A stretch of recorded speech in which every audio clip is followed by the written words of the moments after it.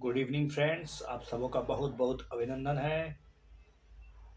इस वीडियो में हम लोग बात करेंगे इन्वायरमेंट सेक्शन से और साइंस सेक्शन से जुड़े हुए महत्वपूर्ण स्टैटिक्स प्रश्नों को बेहतरीन ढंग से समझाऊंगा। कोशिश करूंगा आपको अपने देहाती लैंग्वेज में समझाने की। बने रहिए इस चैनल में, देखते रहिए, सीखते रहिए, आगे बढ़ते रहिए, क्योंकि यहाँ पहुँचने के लिए बातों से नहीं रातों से लड़ना पड़ता है। रातों से नहीं, ख्वाबों से लड़ना पड़ता है। ख्वाबों से नहीं, आपको अपने आप से लड़ना पड़ता है। विश्वास कीजिए, you are most powerful in sound. You can. Yes, I will. You have to say it time and time and again. When you demotivate, don't demotivate. Just keep yourself fighting and fighting and fighting. Keep going, keep going, keep going. You will reach your destiny. Yes, Lavasana. Consider the following statements. Genetic Engineering Appraisal Committee under the Department of Biotechnology is the apex body that allow for the commercial release of GM crops. क्या genetic engineering appraisal committee department of biotechnology के तहत आता है? पहला बात, use of the approved genetically modified variant can attract a jail term of 5 years under the biological diversity 2002. FSSAI regulates genetically modified organism levels in imported consumables. Consumables. What are that question? तीसरा statement गलत है, तीसरा statement ही सही है। ध्यान से पढ़िए आप क्या पूछ रहा है। In India genetic engineering appraisal committee जो है वो सबसे पहली बात तो ये होता क्या करता है। देखिए, जेनेटिक इंजीनियरिंग अप्राइजल कमेटी का काम है अलाउ करना, परमिशन देना commercial release of GM crops. और ये जो है ना एक स्टैट्यूटरी बॉडी है जो कि गठित किया गया है, एक तरह से कह सकते हैं आप, rules of manufacture, use, import, export, storage of hazardous microorganism, genetically engineering organism cell 1989 उसके तहत गठित किया गया है। और साथ साथ ये ध्यान रखिएगा कि ये आता है इन्वायरमेंट प्रोटेक्शन एक्ट 1986 के तहत इसको नोटिफाइड किया गया है। और ये काम करता है ministry of environmental protection climate change के अंडर। ठीक है, तो genetic engineering appraisal committee comes under the function ministry of environment forest and climate change का था। इसका गठन 1986 इन्वायरमेंट प्रोटेक्शन एक्ट के तहत किया गया है। ठीक है, और कब किया गया है? तो 1989 में किया गया है। क्या करता है ये तो अप्रूव करता है GM variant.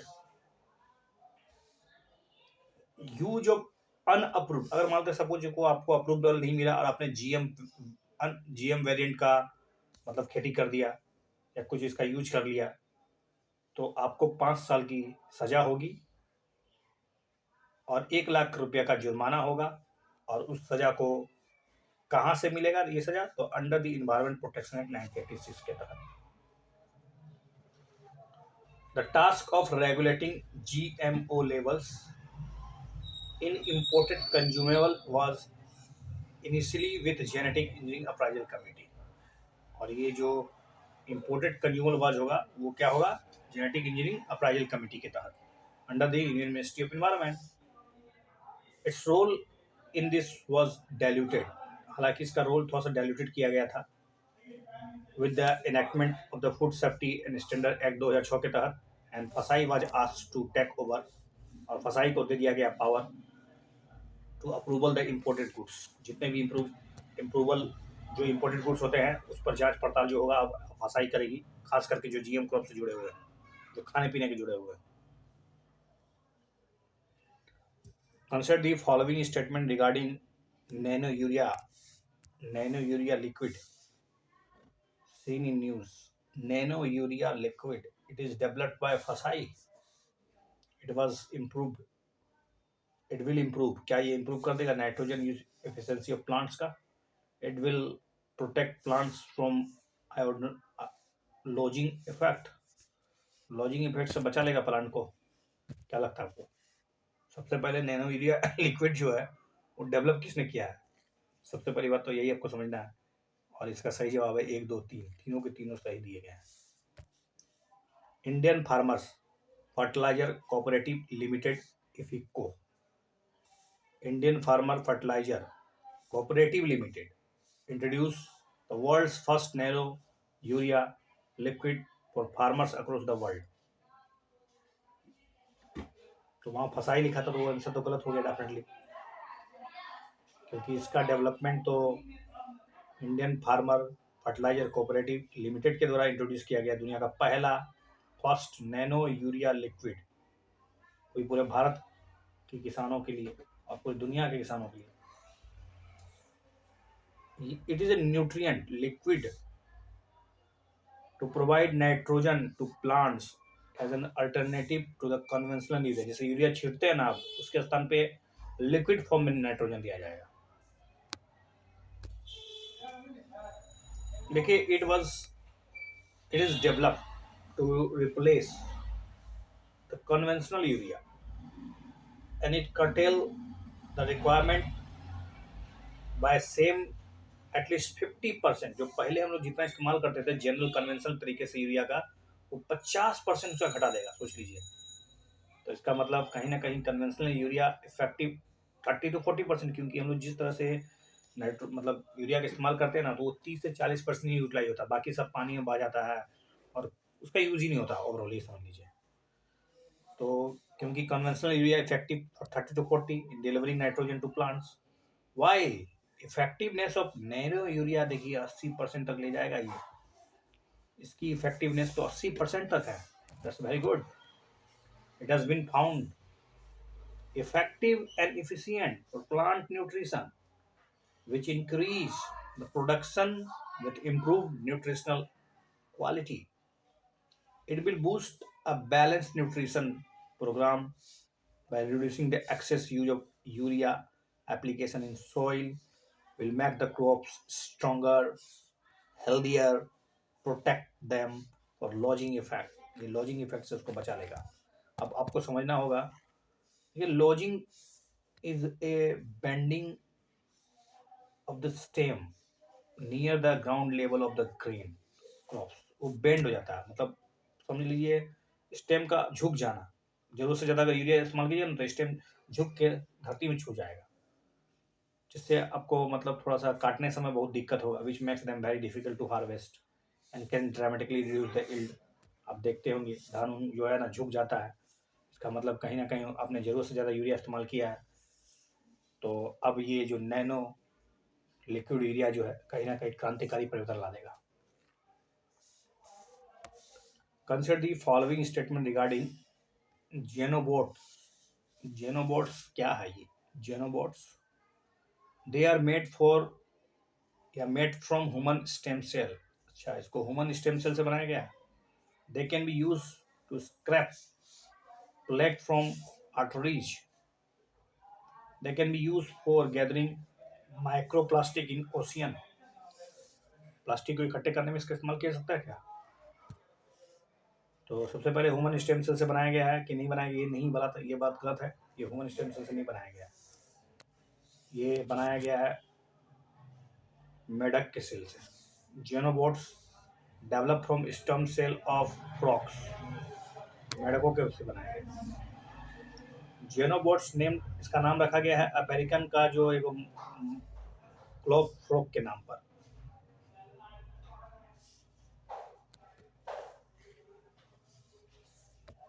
They could be made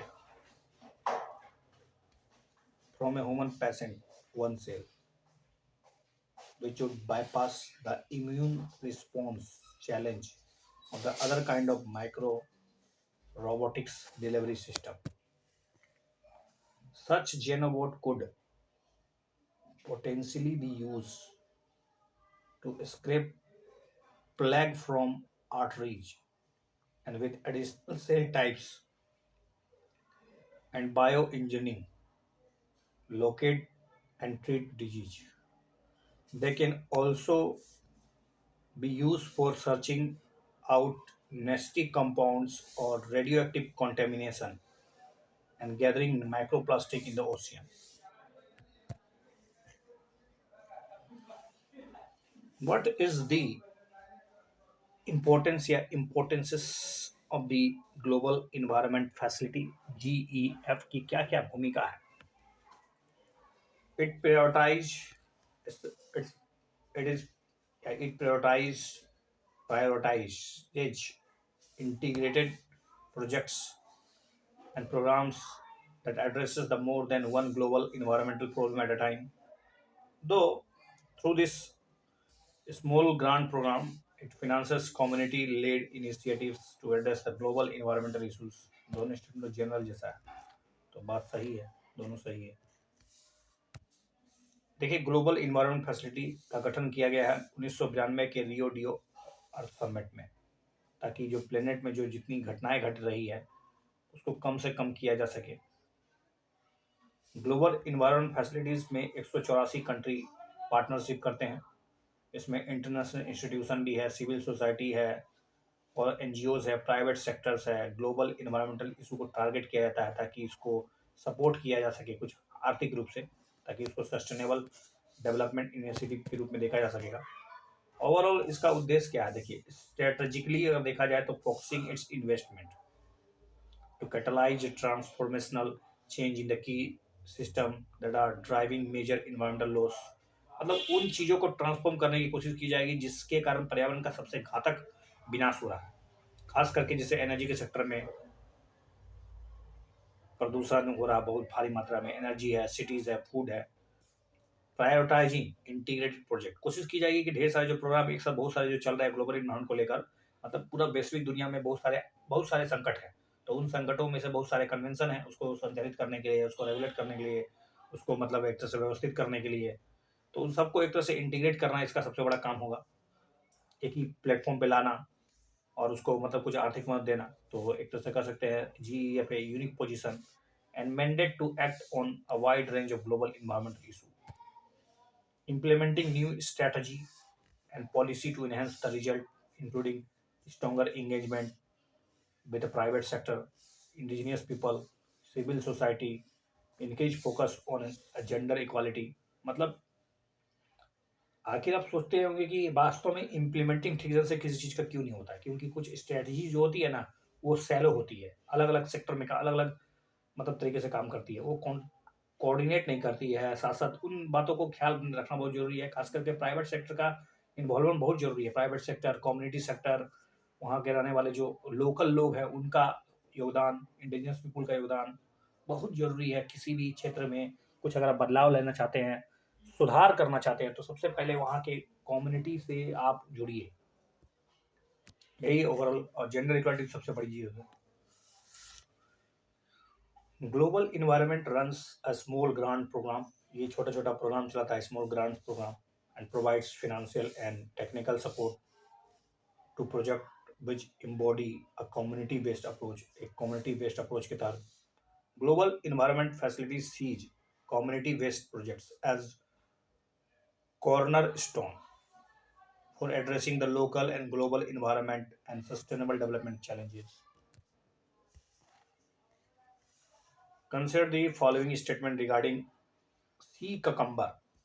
ये सी ककम्बर खीरा सुने होंगे आप। They are endemic to they are endemic to sea of tropical region. अच्छा, ये tropical region. They are given the protection under the schedule 1 wildlife protection 1972। Doctor K Mohammed Koya conservation reserve in Lakshadweep, the world first sea cucumber conservation area. Sea cucumber, okay, सोच लिया होगा आपने। चलिए, endemic वाला जो बात है वो थोड़ा सा सोचने के लायक था, इसलिए 2 और 3 ऑप्शन है। दे आर मेराइन एनिमल्स, ये जो सी ककम्बर की बात कर रहे हैं ये मेराइन एनिमल्स है। पहली बात, leathery skin and elongated body containing a single branch gonad. Sea cucumber are found on the sea floor worldwide, पूरी दुनिया में मिलता है। Sea cucumber live chiefly among the corals but are also found among rocks and muddy and sandy flats। They are distributed from the shore to the great depths of the ocean. Shore से लेके गहराई तक में मिलता है। In India sea cucumber is protected under the wildlife protection act 1972 के तहत schedule 1 में रखा गया है। एक्रोड्यूट रिच, इसका मतलब क्या है? Sea cucumber can not be transported for the commercial use. इसका इस्तेमाल आप ट्रांसपोर्टेड नहीं कर सकते बिजनेस के लिए। 2002 में क्या हुआ? In environmental ministry of India ban the commercial harvesting of sea cucumber. इसका तो मतलब इसको रोक ही लगा दिया गया। कमर्शियल ककम्बर नहीं हुआ खेती, इसकी खेती नहीं हो सकती है। डॉक्टर के मोहम्मद गोया, conservation reserve in first cucumber conservation area in the world. दुनिया में पहला के मोहम्मद गोया कंजर्वेशन रिजर्व बनाया गया है। और ये कहाँ पर है? तो ये है आपका लक्षद्वीप में। इट वॉज फॉर्म 2020 में बनाया गया था और लगभग 240 किलोमीटर के आसपास फैला हुआ है। अगला क्वेश्चन है मॉन्ट्रेक्स report. It is a register of wetland sites on the list of Ramsar wetland of international importance which are in urgent need of conservation। जिसको खतरा हो रहा है, उसको जरूरत है बचाने का, खास करके ऐसे रामसर साइट, उसी से जुड़ा हुआ है क्या ये? Chilka lake is listed as a Montrex record due to the problems of siltation। जी हाँ, एक समय था, तो अब तो आपको पता चल गया होगा कि केवल एक है, अब उसको बाहर कर दिया गया मॉन्ट्रेक्स रिकॉर्ड से। Montreux record is registered of wetland sites list of Ramsar wetland of international importance where changes in ecological character have occurring या लाइकली टू अकर, होने वाला है, हो रहा है, हो चुका है, खतरनाक परिवर्तन हो रहा है उसमें, उसको बचाना बहुत जरूरी है। As a result of technological development, दुनिया इतनी प्रगति कर रही है और ऊपर से हमारे पर्यावरण को इतना नुकसान पहुंचा रही है, दोनों एक साथ चल रहा है। पॉल्यूशन हो रहा है, मनुष्य के हस्तक्षेप बहुत ज़्यादा से ज़्यादा बढ़ गए हैं, ज़मीन लूटा लूटी हो रहा है, जो आर्द्र भूमि थी उनका कब्जा हो रहा है, वहाँ पर मकान बन रहे हैं, फैक्ट्री बन रही है, जो हमारे फेफड़ा हुआ करते थे, कार्बन सिक्वेस्ट्रेशन करता था वो ज़मीन, अब वो लूट लिया जा रहा है। मतलब ओवरऑल मनुष्य ने इतना गतिविधि कर दी है ना, तो बस अब बचा कुछ नहीं है धरती पर, अब कुछ नहीं होने वाला है, बस खाली प्रोग्राम में चलेगा। It is a voluntary mechanism to highlight the specific wetland of international importance that are facing immediate challenge. जबरदस्त उस पर खतरा उत्पन्न हो गया था। It maintain a part of the life of the list of the Ramsar wetland site of international importance. अंतर्राष्ट्रीय दृष्टिकोण से देखा जाए, जो वेटलैंड्स बहुत ही महत्वपूर्ण होते हैं, उनको रामसर वेटलैंड साइट में रखा जाता है। तो वर्तमान में 50 से ज़्यादा 50 साइट्स है दुनिया में। अगर देखा जाए तो 48 लिस्टेड इन मॉन्ट्रेक्स रिकॉर्ड दुनिया में, इसमें भारत में at present 2 Indian sites are listed under it. 2 गो है, एक है कोलिडियो नेशनल पार्क, दूसरा है लोकटक। दोनों खतरनाक स्थिति में पहुंच गया, मतलब इसको संकट है, इसको बचाना है हम लोगों को। लेकिन 1993 में चिल्का भी था, लेकिन किसी न किसी तरह से उसको मॉन्ट्रेक्स रिकॉर्ड से हम लोग बाहर कर लिए with the help of some government action and plan.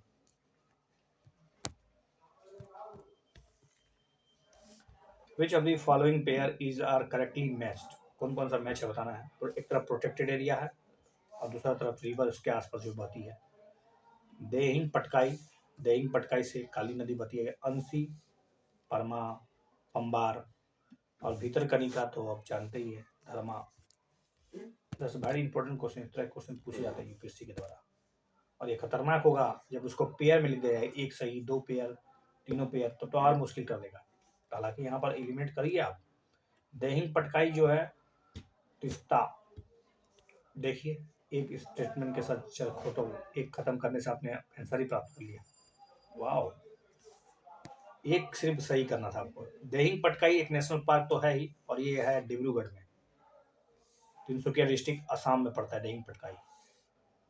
और it is located Dehing Patkai landscape which is low land rain forest है, बहुत अच्छा रेन फॉरेस्ट है, और यहाँ से बहता है देहिंग रिवर। देहिंग पटकाई देहिंग रिवर के आसपास से होकर गुजरता है, मतलब ये देहिंग पटकाई है, तो यहाँ से होकर नदी जो बह रही है वो देहिंग पटकाई नदी है। अंसी की बात कर ले, कहाँ पर है? सबसे पहले ये समझिए, एक टाइगर रिजर्व है, पहला बात प्रोटेक्टेड टाइगर रिजर्व है, समझ लीजिए, और कर्नाटक में है। और ये जो है ना बंगाल टाइगर का बहुत ही अच्छा हैबिटेशन है। यहाँ पर ब्लैक पैंथर भी मिलता है, हाथी तो होगा ही करेगा, कर्नाटक है तो। और भी अदर डिस्टिंक्शंस, फोना फ्लोरा बहुत सारा है। काली रिवर इससे होकर बहती है, इसके आसपास से होकर, और एक तरह से इकोसिस्टम प्रदान करती है इसको।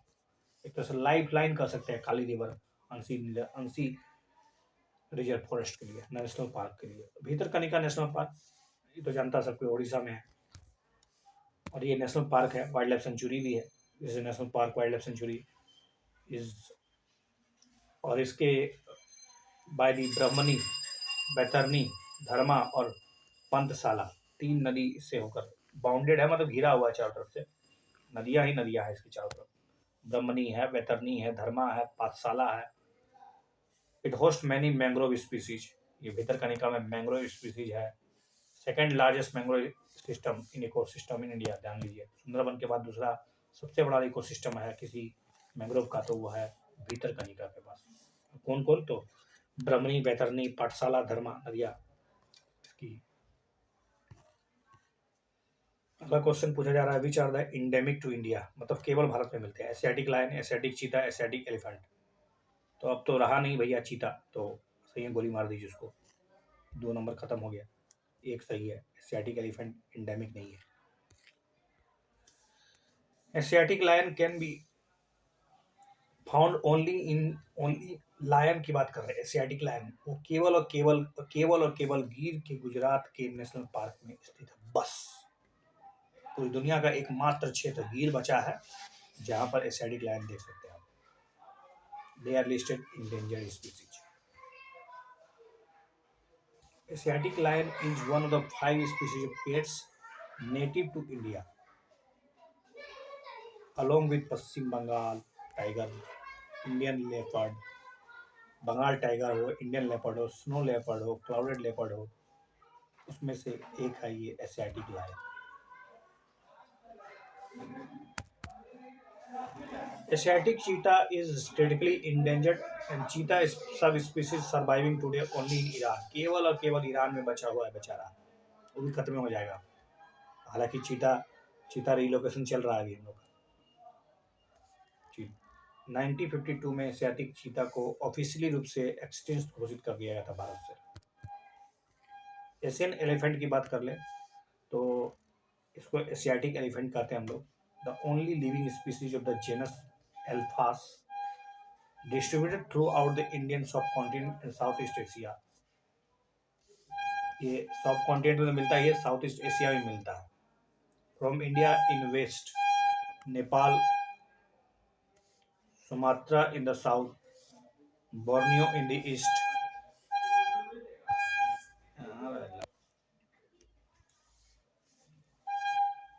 Borneo in the east, it is endangered. IUCN red list में एशियन एलिफेंट इंडेंजर्ड है।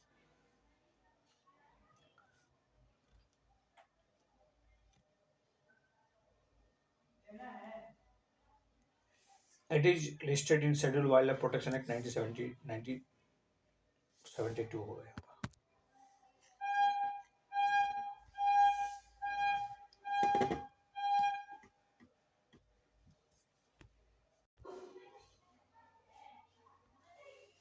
एक तरफ प्रोटेक्टेड एरिया, दूसरा तरफ प्रोटेक्टेड स्पीसीज है।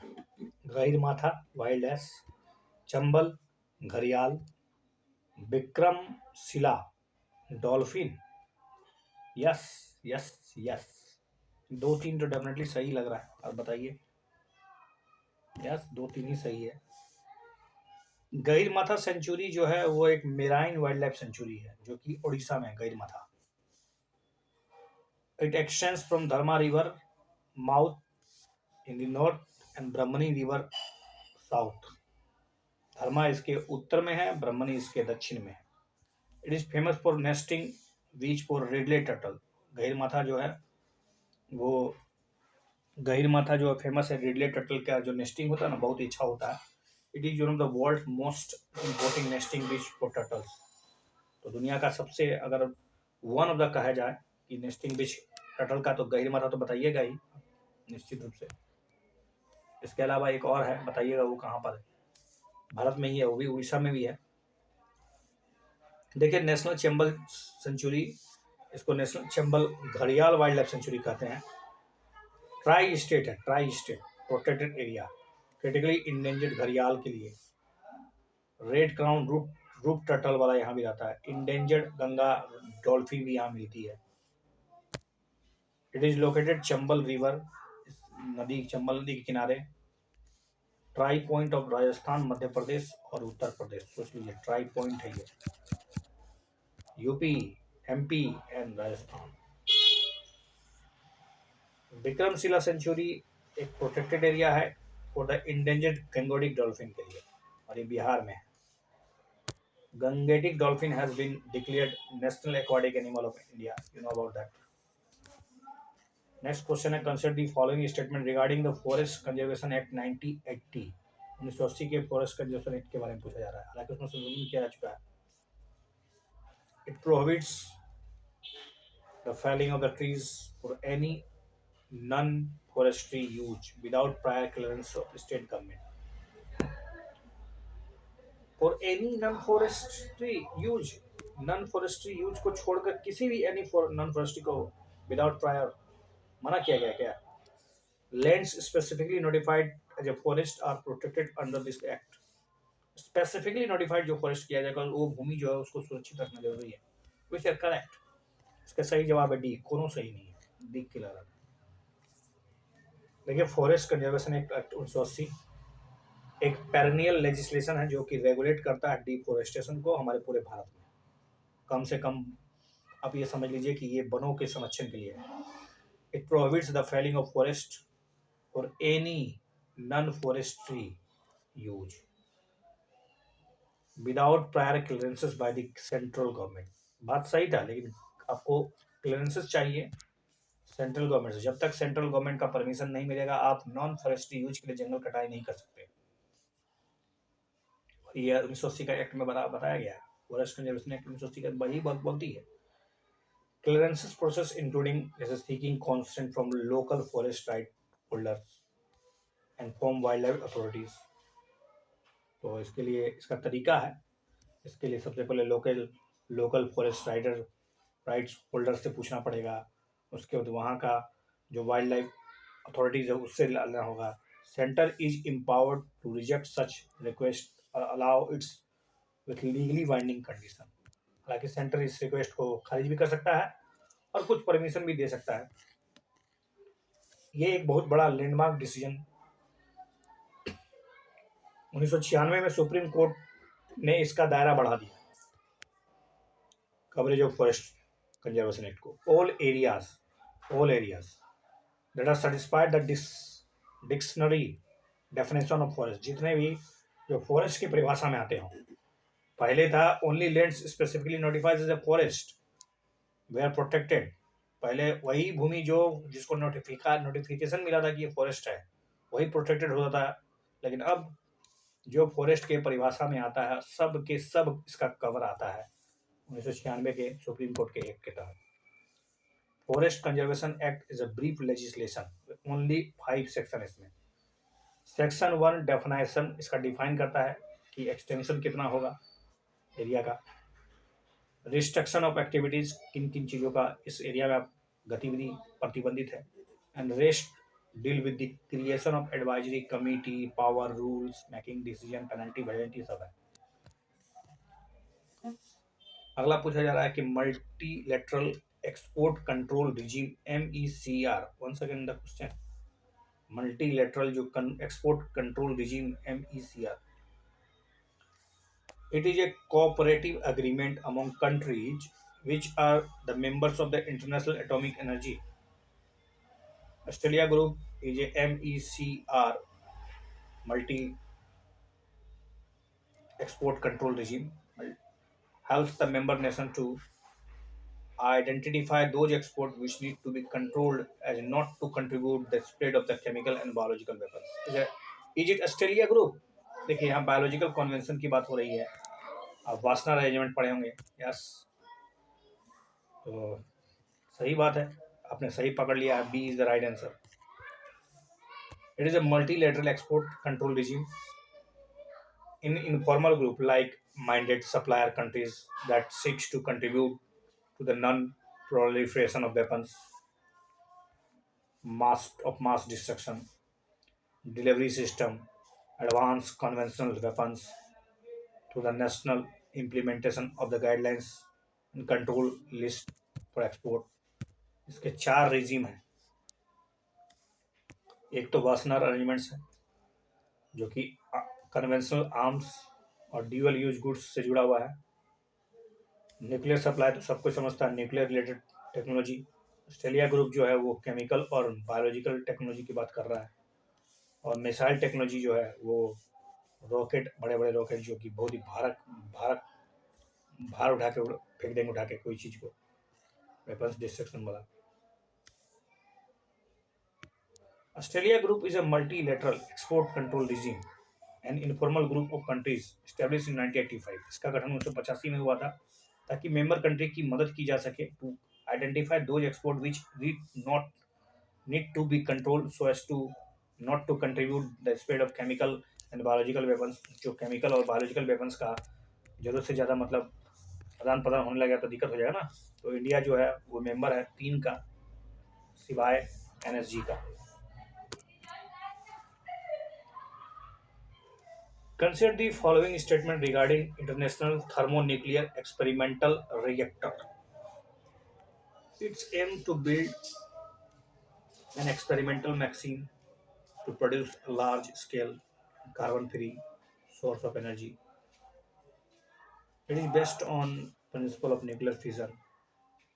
India is a member of this experiment। International thermonuclear experiment reactor का जो बात चल रही है, तो क्या भारत इसका मेंबर नहीं है या है? क्या ये प्रिंसिपल न्यूक्लियर फ्यूजन पे सिद्धांत है कि न्यूक्लियर, सोच लीजिए, थर्मोन्यूक्लियर फ्यूजन, यहाँ फ्यूजन दिया हुआ है, यहाँ थर्मोन्यूक्लियर एक्सपेरिमेंट रिएक्टर। चलिए समझ में आ गया होगा, 2 स्टेटमेंट आपको ले गया डूब, बिल्कुल हल्का पकड़ लिया आपने। देखिए, international thermonuclear experimental reactor ITER एक international nuclear fusion research engineering mega project aim replicating the fusion process जो कि सन में हो रहा है वो धरती पे कैसे हो।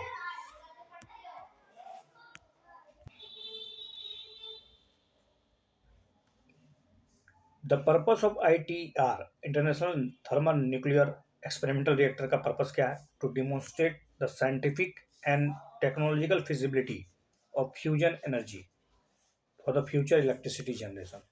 भविष्य में इलेक्ट्रिसिटी की कमी होने वाली है, क्योंकि आप जान रहे हैं हम लोग जिस तरह से नॉन रीनेबल एनर्जी सोर्स का इस्तेमाल, खास करके पेट्रोलियम और जो भी बाई प्रोडक्ट्स है उसका इस्तेमाल जिस तरह से करते जा रहे हैं, वो तो समाप्त हो ही जाएगा।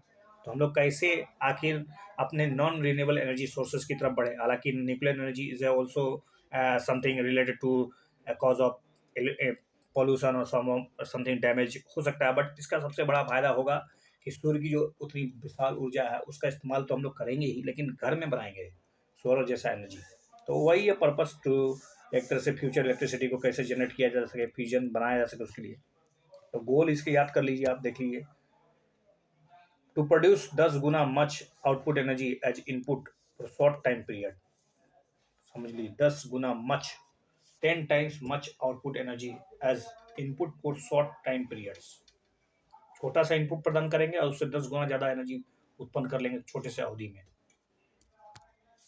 To demonstrate and test technology that would be needed to operate as a fusion power plant, including cryogenics, heating, control, diagnostic system, including remote maintenance, to achieve and learn from the burning plasma, to test tritium bedding, to demonstrate the safety of a fusion plant. Currently, 7 signatories of ITR agreement: European Union, China, India, Japan, Russia, South Korea, United State. तो China है, India है, Japan है, Russia है, south Korea है और United state इसमें अभी currently इसमें शामिल है। ITER India is a special project run by it's India's institute for plasma research. ITR India's research facility is based on Ahmedabad in Gujarat state. It's India's deliverable to the ITR project include cryostat, vessel shielding, cooling water system. Consider the following statement: Program of Action for Cancer Therapy, Human Health Program, International Project for Innovative Nuclear Research, Reactor and Fuel Cycles. Which of the above is are the programs of International Atomic Energy? कौन कौन सा atomic international atomic energy agency का programme है इसमें? Programme of action of cancer therapy, human health programme, international. चलिए इसके सही जवाब है डी, सबके सब कॉमन स्टेटमेंट थे। देखिए, international atomic energy agency offers its member states a broad range of service, बहुत सारा सर्विस देता है। कौन कौन सर्विस? इसमें क्या क्या आता है? एक तो टेक्निकल कॉपरेशन प्रोग्राम 125 कंट्री को मदद करता है ताकि पीसफुल यूज हो सके न्यूक्लियर टेक्नोलॉजी का। शांतिपूर्वक अगर आप न्यूक्लियर टेक्नोलॉजी का इस्तेमाल करें तो अच्छा ही है सब कुछ। Research project support programme, area of review mission for the countries with a nuclear power programme. Some of its programme are, जैसे कि कुछ प्रोग्राम्स बात कर लें, जैसे कि प्रोग्राम एक्स of action for cancer therapy, जिसको पैक्ट कहते हैं। तो PACT it is a programme created by the IAEA in 2004 में इसको स्टार्ट किया था पैक्ट को, to build up the agency's experiences in radiation medicine and technology and enable developing countries to introduce, expand, or improve their cancer care capacity and service in sustainable manner by integrating radiotherapy into a comprehensive cancer control program that maximizing the therapeutic effectiveness and impact. तो बहुत अच्छा सोच है। इस pact के तहत कहीं ना कहीं इस बात की कोशिश की जा रही है कि जो विकासशील देश है जिनके पास उतनी बेहतरीन टेक्निक नहीं है खास करके कैंसर से लड़ने के लिए, तो ये एक थेरेपी है कैंसर एक्शन करने के लिए, मतलब एक्शन फॉर कैंसर थेरेपी, जो कि 2004 में शुरू किया गया था, तो उसको मदद किया जाएगा। दूसरा है human health programme. Human health programme, ये IEA establish the human health programme to support members state in using nuclear technology to prevent, diagnose, non-treatment communicable disease. Human Health Program provides a holistic approach to prevention, diagnosis, treatment of non-communicable disease. Non-communicable disease का treatment कर सकता है, covering 4 main supports area, जैसे कि एक तो nutrition है, दूसरा डायग्नोसिस है, तीसरा फॉलो अप, रेडिएशन ऑन्कोलॉजी है, रेडियोथेरेपी है, क्वालिटी एश्योरेंस है। ये सब मदद करेगा ओवरऑल ह्यूमन में जितना भी हेल्थ से जुड़ा हुआ सब मान लीजिए। Project international project on innovative nuclear reactors and fuel cycle INPRO, it's a membership based project है ये, that supports its member long term planning and collaboration on innovation in reactor, fuel cycle, institutional approach that will promote the sustainable development of the nuclear energy. INPRO was established in 2000, इसकी स्थापना 2000 में की गई थी, to help ensure that nuclear energy remains available to contribute the meeting global energy needs, ताकि energy needs की पूरा जरूरत को पूरा किया जा सके। Until the end of 21st century, 21वीं सदी के अंत तक जो ऊर्जा की जो बढ़ती मांगे होगी उसको कैसे पूरा किया जा सकेगा, तो अपरा कर सकता है। It provides a forum for export and policy makers for industrialized and developing countries to discuss and cooperate on such an issue of the sustainable planning, development and deployment of the nuclear energy. With the reference to the Forest Right Act, consider the following statement। फिर से Forest Right Act के बारे में पूछा जा रहा है। It is a consonance with the 4th schedule of the Indian Constitution। 4th schedule of the Indian Constitution में क्या लिखा हुआ पता है आपको?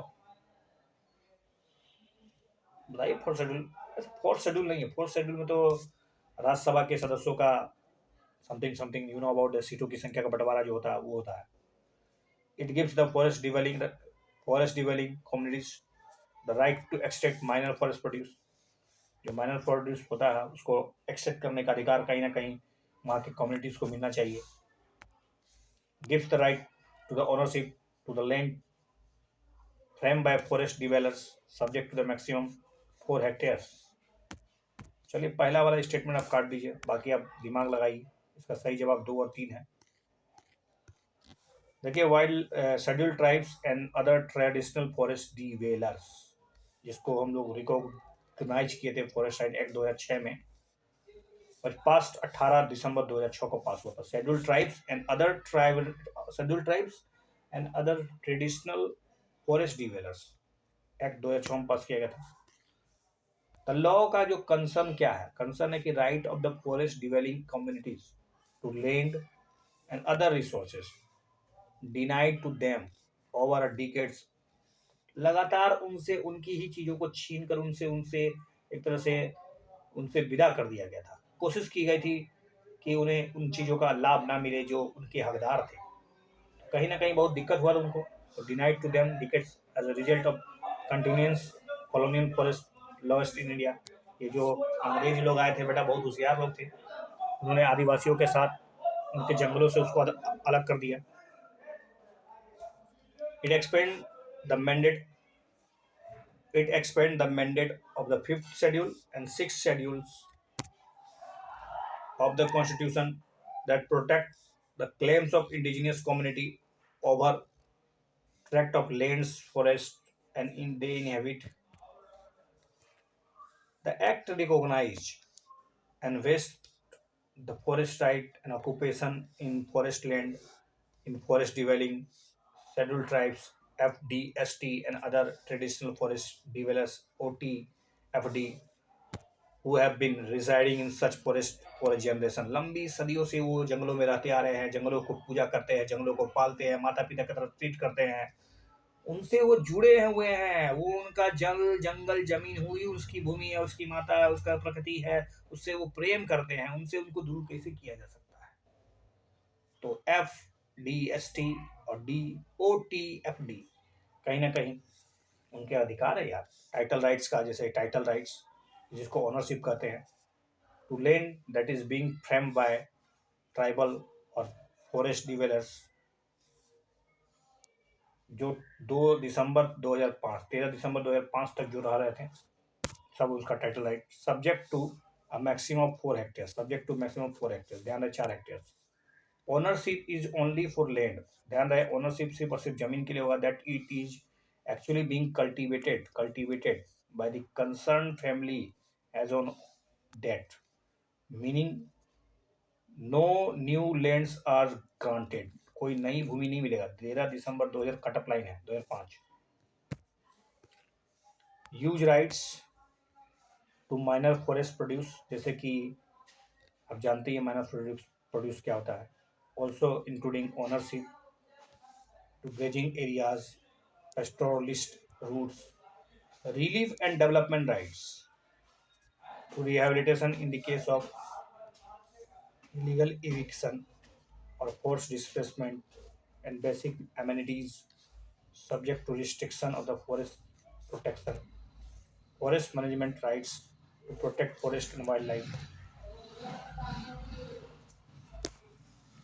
Consider the following main and biosphere program, international geoscience and geopark program, climate and clean air coalition, international hydrological program। पूछा जा रहा है कि which of the above are the initiative of United Nations Educational, Scientific and Cultural Organization, UNESCO का इनमें से कौन कौन सा प्रोग्राम है? तो मेन एंड बायोस्फीयर प्रोग्राम पहला तो डेफिनेटली, दूसरा पता नहीं, तीसरा आपको जानकारी है climate and clean air programme, तो केवल और केवल हो सकता है एक ही हो, दैट वुड बी चांसेस। चलिए इसका सही जवाब है 1 2 4, इसमें 3 नहीं है, climate and clean air coalition नहीं है। यूनेस्को बहुत बड़ा एजेंसी है यार, ऐसा कोई जनरल एजेंसी तो है नहीं। यूनेस्को जो यूनाइटेड नेशन असेंबली, जिसका फुल फॉर्म होता है United Nation educational, scientific and cultural organisation, it seeks to build peace, peace peace peace, शांति ही शांति हो, अमन ही अमन हो। कैसे?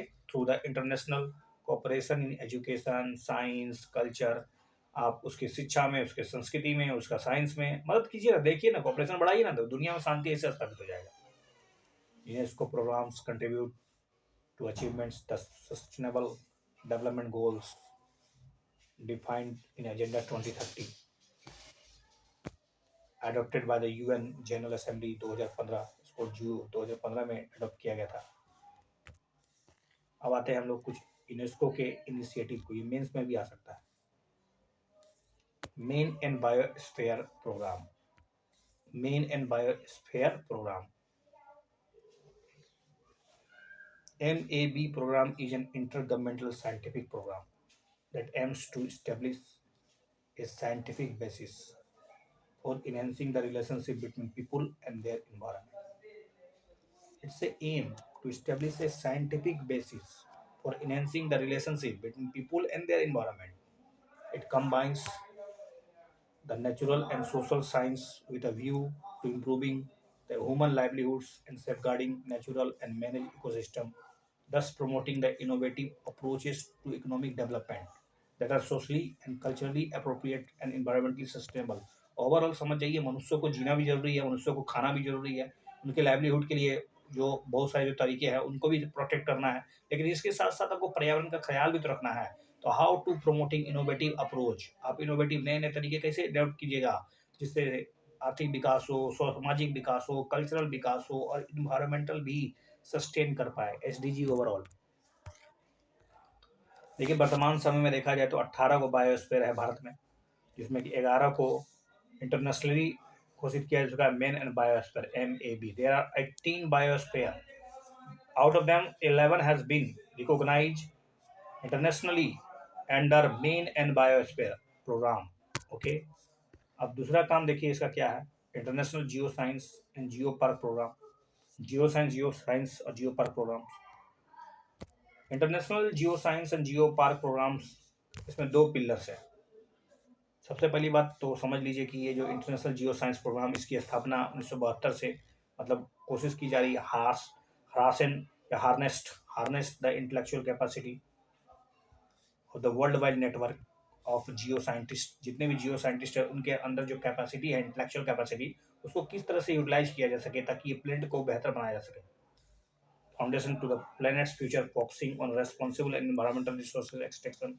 हम लोग जिस तरह से लूट मचा रखे हैं तो धरती में हर जगह, मतलब एक तरह से मतलब दौड़ा दौड़ी हो रहा है कि हम साधारण संसाधन को लूट ले, इन्वायरमेंटली रूप से एक्सट्रैक्ट कर ले। कभी हम लोग रेयर अर्थ मेटल की बात करते हैं, तो कभी हम लोग प्राकृतिक संसाधनों की बात करते हैं, तो कभी हम लोग मैराइन वाटर्स में जुड़े हुए संसाधनों की बात करते हैं। कहीं ना कहीं हर क्षेत्र में एक तरह से दौड़ा दौड़ी लगा हुआ, विश्व के सभी देश अपनी होड़ मचा रखे हैं। और इसका संकट क्या है कि आने वाले समय में पृथ्वी जो होगी, मतलब आप ओवर अर्थ डे पढ़िए, उसमें समझ में आ जाएगा। पृथ्वी जितना पैदा करती है हर साल, उसके 1.5 से 3 गुना ज्यादा हम लोग उसका खपत कर लेते हैं। इसका क्या मतलब है? तो दूसरा बात अब आप देखिएगा तो foot printing, carbon foot printing लगातार बढ़ता जा रहा है, नेचुरल हजार्ड्स लगातार बढ़ते जा रहे हैं। तो ये कोशिश है जियो साइंस प्रोग्राम के तहत जितने भी दुनिया के साइंटिस्ट हैं उनको एक प्लेनेट पे लाया जा सके। नेचुरल हजार्ड्स रेजिलेंस, प्रिपेयर्डनेस हो, adaptability, the era of changing in climate. UNESCO global geopark are the laboratories sustainable development, किसके लिए? सस्टेनेबल डेवलपमेंट के लिए, for which promote the recognition and management of the earth heritage and sustainability of the local communities। July 2020 there are 161 UNESCO global geopark, 161 UNESCO global geopark पूरे धरती पर है, जिसमें 44 member states हैं और उसका टोटल एरिया लगभग 3,25,000 के आसपास है। Global geopark, international hydrological programme. International Hydrological Program IHP is the only intergovernmental program of the United Nations system to devoted to water research and management and related education and capacity development. Climate and Clean Air Action Coalition, Climate and Clean Air Coalition, it is a initiative of United Nation environment programme. ये जो है ना climate and clean air coalition, ये UNEP का programme है। It is the only global effort that unifies कर सकते हैं government, civil society, private sector committed to improving the air quality and protecting the climate in the next few decades by reducing the short-lived climate pollutants.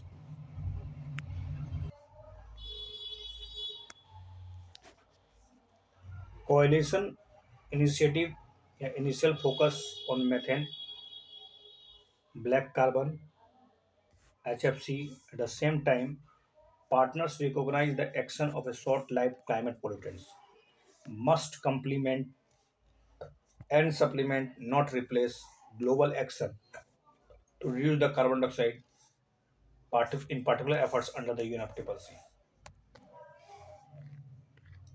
अगला प्रश्न पूछा जा रहा है which of the following pairs are correctly matched. एक तरफ convention है, दूसरी तरफ इससे जुड़ा हुआ प्रोग्राम है, क्या करना है, क्या उद्देश्य ये बताया जा रहा है।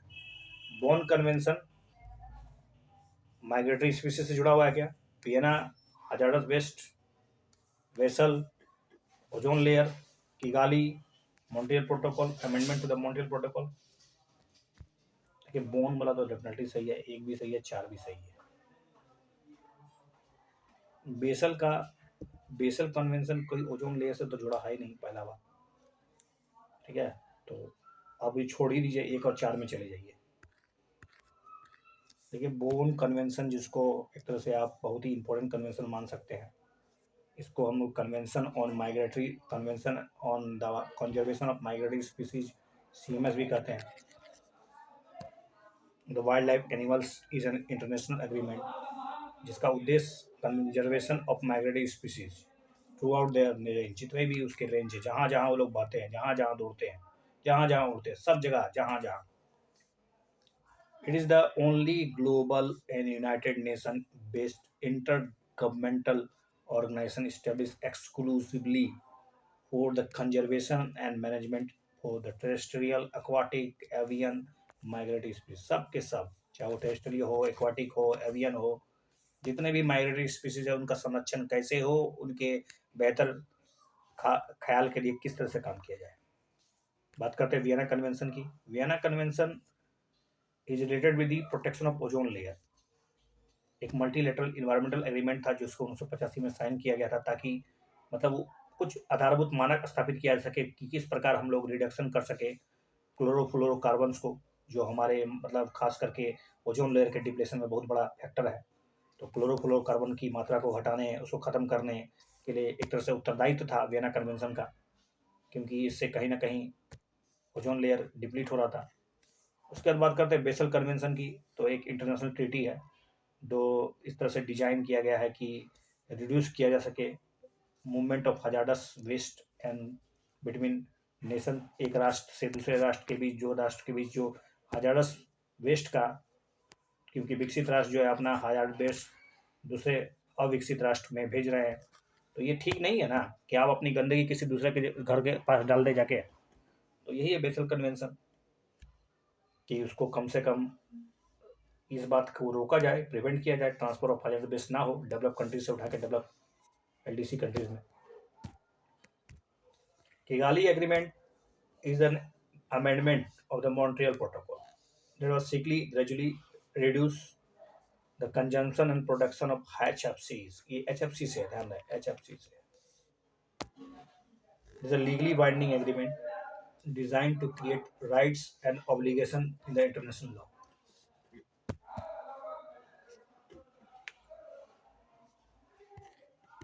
अगला प्रश्न आपके साथ पूछा जा रहा है कि United nation framework for climate change convention divided the countries to annexure 1, annexure 2 और नॉन annexure 1 countries। क्या मतलब है सब चीज़ का, किस संदर्भ में कहते हैं हम लोग annexure 1, annexure 2। annexure 1 countries are developed countries that are committed to reduce their emission levels of greenhouse gases to the targets that are mainly set below 1990s levels। ये 1990s का लेवल है, 1950 का लेवल है। Annexure 2 countries are the developing countries that not required to reducing the emission levels unless developed countries supply enough funding and technology। India is Annexure 2 party of UNFCCC। देखिए सोचिए सोचिए सोचिए, दूसरा statement आपको नहीं लगता है कि एक तरह से खुलेआम छुट्टा छुट्टा सांड की तरह बात कर रहे हैं हम लोग। चलिए इसका सही जवाब एक है खाली,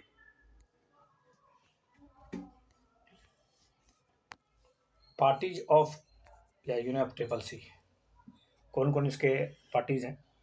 एनेक्सर वन कंट्रीज, ये है industrialise countries and economics in transition one, which have ratified the protocol, have committed to reduce their emission level of greenhouse gases, targets that are mainly set below their 1990 levels. There are 43, 41 and Annexure 1 countries, and European Union is also a member. Annexure 2 countries, developed countries, which pay for cost of developing countries. Annexure 2 countries are a subgroup of Annexure 1 countries. ये subgroup है. They comprise OECD members, excluding those that were economics in transition in 1992. Non-annexure countries, developing countries. Developing countries are not required to reduce the emission levels unless जब तक कि developed country supply enough funding and technology. इसको non annexure बोलते हैं. और भारत बेटा non annexure party है. Bharat is a non-annexure party of UNFCCC.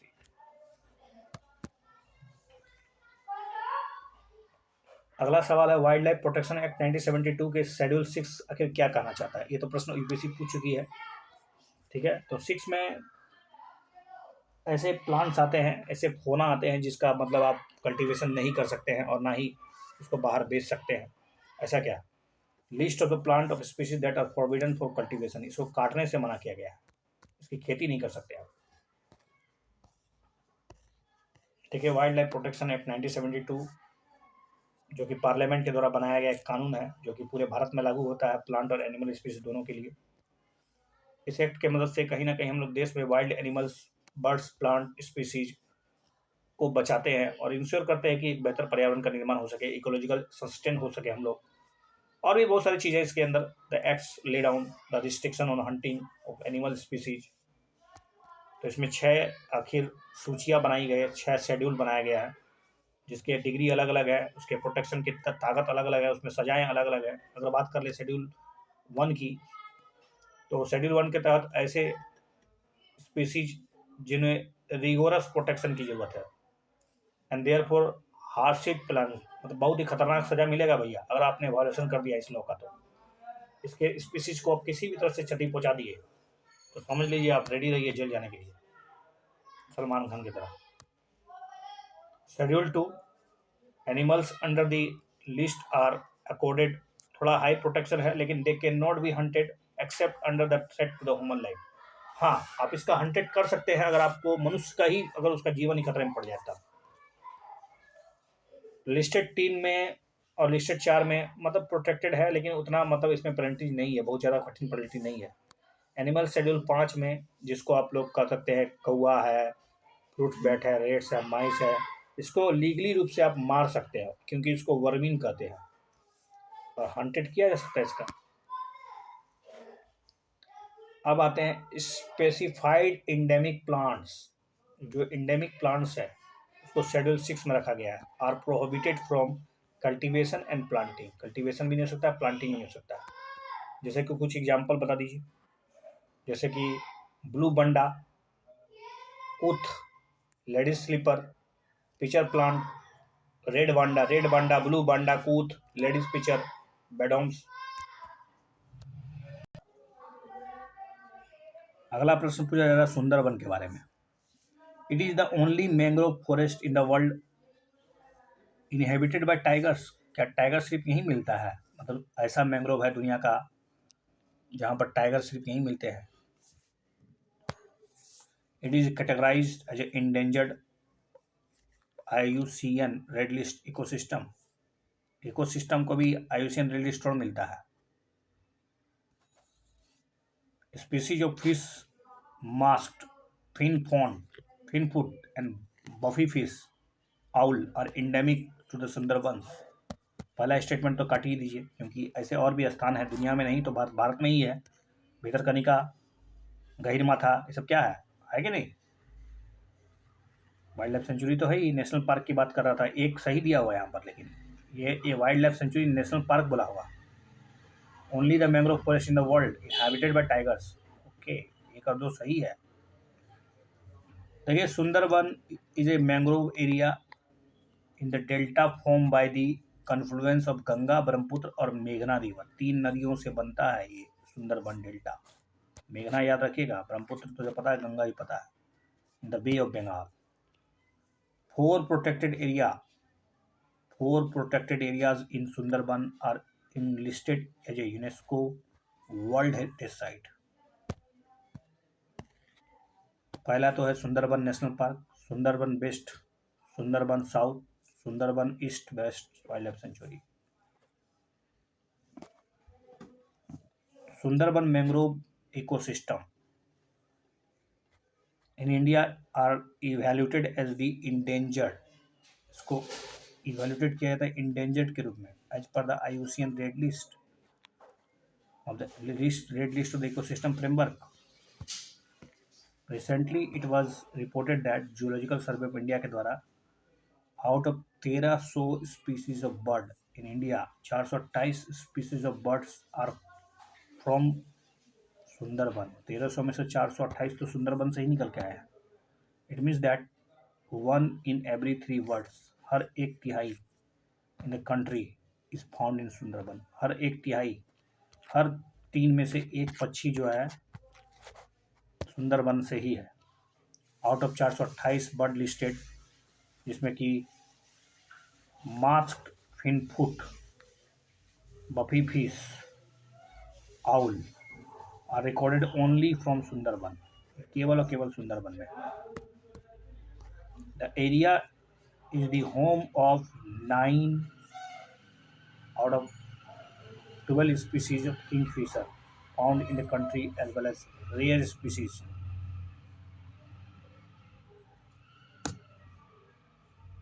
of Geolithic heron, spoon-billed sandpiper.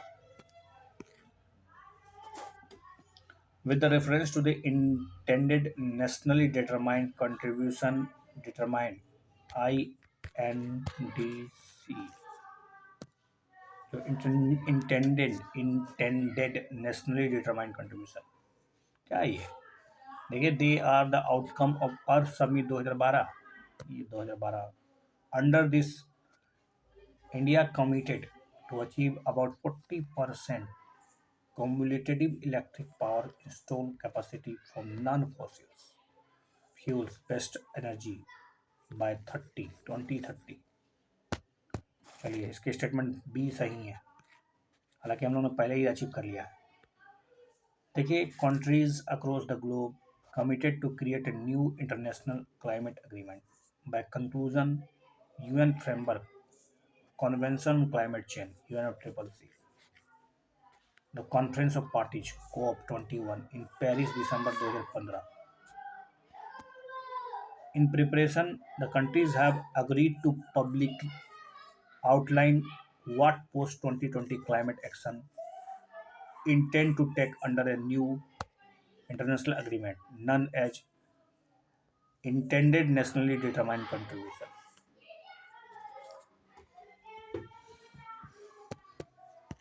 India has submitted its intended nationally determined contribution to the United Nations Framework Convention on Climate Change.